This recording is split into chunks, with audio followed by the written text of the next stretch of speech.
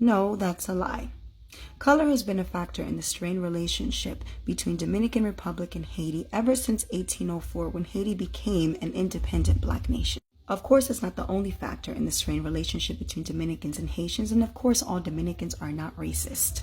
But for you to consistently act like there are not still Dominicans in 2023 who discriminate Haitians because of their color, one who I had to address not too long ago for accusing a Dominican woman of falsifying her identity because she looked too black to be Dominican by his standards, is quite disturbing to me. And for you to have the audacity to make a comment like this as if it is not a well-known fact that colorism is a huge issue in Latin America and the Dominican Republic is no exception is mind-blowing to me. As if those of us who have issues with colorism only reserve that for one another. As if those of us who have issues with colorism and racism don't extend that to our neighbors in Haiti. As if those isms don't become pronounced when we come to the United States and encounter other black people. Hence why the global community is still being confronted with these issues.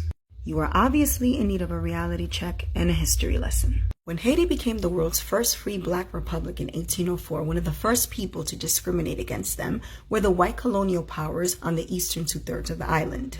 And even though not everyone in the former Spanish colony of Santo Domingo shared this sentiment, because the vast majority of the inhabitants, regardless of their social standing or color, wanted freedom from Spaniard rule, it did not change the fact that those who were under that influence were able to propagate this school of thought that affected a lot of people in the Dominican nation to this very day. But it isn't until 1822 and 1844 in the Haitian occupation that the relationship between Dominicans and Haitians began to sour. So that by the time that the Dominican Republic gained its independence in 1844 as a sovereign nation from Haiti, anti-Haitian sentiment is pretty well cemented. And starting at the government level, Dominicans begin to make a very clear and adamant distinction between themselves and Haiti, starting with complexion, language, religion, and culture.